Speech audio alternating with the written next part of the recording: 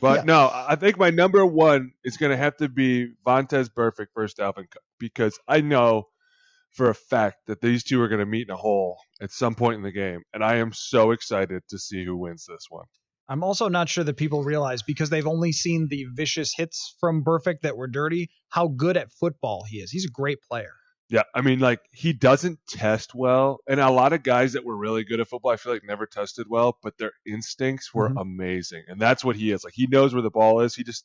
He's like, how is the best way to get there for me? It's not going to be this way. It's going to be to run through that guy. Like, he's not afraid to hit people either, which is, for me, going to be fun because it's him and Dalvin Cook in the hole, and Dalvin showed me that he loves to drop his head a little bit. Yeah. Oh, he does. Yeah. And Oh, yeah.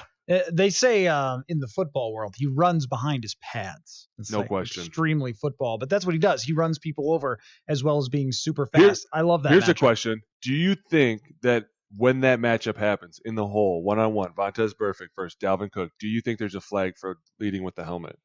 I hope not. I mean, that's a serious question, because if they do throw that flag, that shows you what this league. I mean, that is not cool. Well, you just made me upset about the number of flags that happened last week, and it was terrible. It was obnoxious to watch. And it really sucks the air out of the building when you're trying to watch a football game and a receiver slightly extends his arm and it's offensive PI. Right. And Stephon Diggs said the other day he had never had one before, and it turned out to be true. He had never had an offensive pass interference. And then he gets one on the slightest thing. And what Delvin did with Darnell Savage in the end zone was just not enough to call that. And I really hope that we get some adaptations here after a lot of frustration from fans and media. But to your point, yeah, it's possible. But my hope would be that if this matchup does come to light, if it's Christian Okoye and Steve Atwater, you've seen that one, haven't you? Steve Atwater coming through the hole and runs into Christian Okoye. It's amazing, but it's kind of got that feel to it. I hope that there is no flag. I'll give you my first. Jonathan Hankins versus Garrett Bradbury. If Garrett Bradbury wants a chance to kind of get back on the horse a little bit here after being dominated this week by Kenny Clark, Jonathan Hankins will not make this easy for him. He is 340 pounds, but a little bit more manageable than Kenny Clark. I feel like he just needs to have a good week in the National Football League.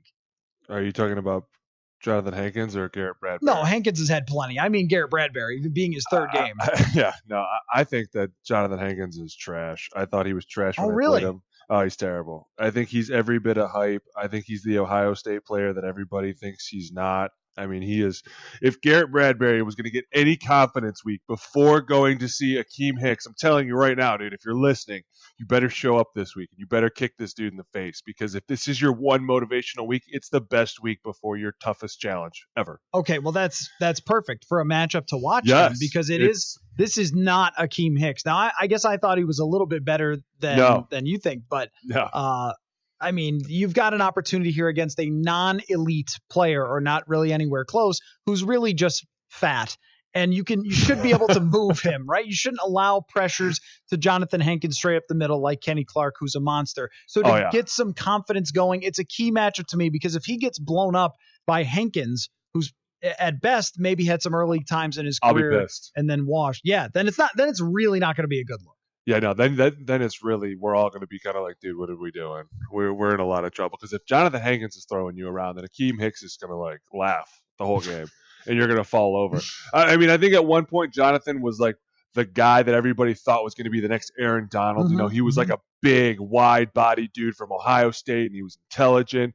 To me, he came in the league and he got lazy. And he thought that maybe his name was going to carry his weight through this league. And he forgot that a lot of guys were like, nah, dude, you got to prove it. Like, your name does nothing to me. I want to see you smack me in the face first.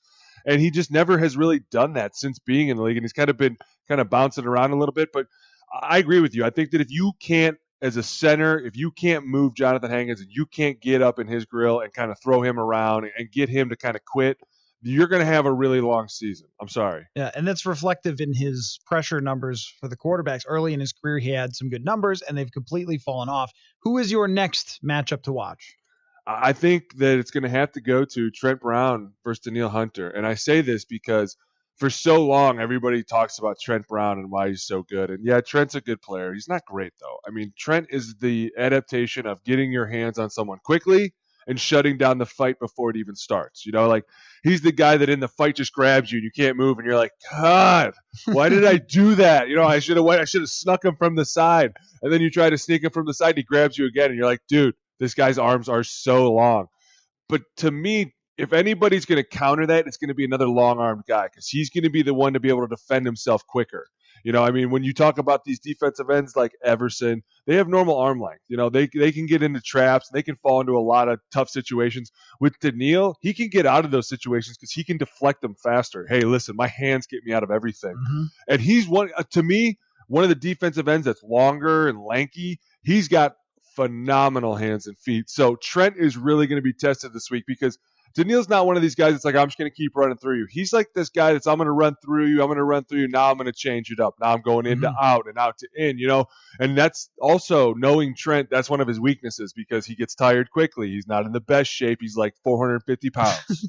Yeah. I mean, the dude is like the refrigerator all over. Yeah, it's a joke. And Hunter, one of his moves early in his career that he kind of stuck with a lot was that long arm, and that's probably not going to work with someone like Brown. But he now, when you watch him on a week-to-week basis, Hunter has the total package of pass rush moves. Well, yeah, because you obviously have been in this league long enough to know that, when you first come in the league as a pass rusher, you think my move is unbeatable, right? And then the practice squad guy destroys you. And you're like, wait a minute. No, this is not how college went. They're like, yeah, dude, you need a counter move. So here's what we're teaching you. And then they start learning these counter moves. Well, then they can't just do them right away. They have to get beat a couple times and they learn how to develop the counters. Danielle has skyrocketed to the top, number one, because of his physique. I mean, the guy is in incredible shape. But number two is because he's smart and he's quick and he knows what he's doing.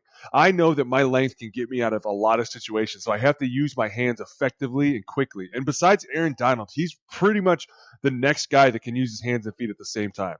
All right, I'm going to give you one more, and then you can give me one more for matchups here. I'm going to say Stephon Diggs against whoever covers Stephon Diggs because it is not a good secondary. I mean, Daryl Worley, their rookie Trayvon Mullen, he's not going to be able to handle anything the Vikings throw at him. I think that the opportunities are here if the Vikings offensive line can hold up even a little against a defensive line that's just not that great. Diggs and Thielen should smoke this secondary of Oakland. They're absolutely going to smoke it. I mean, Jonathan Abrams is going on IR with a shoulder. You're right. I'm surprised they weren't in this Micah Fitzpatrick trade.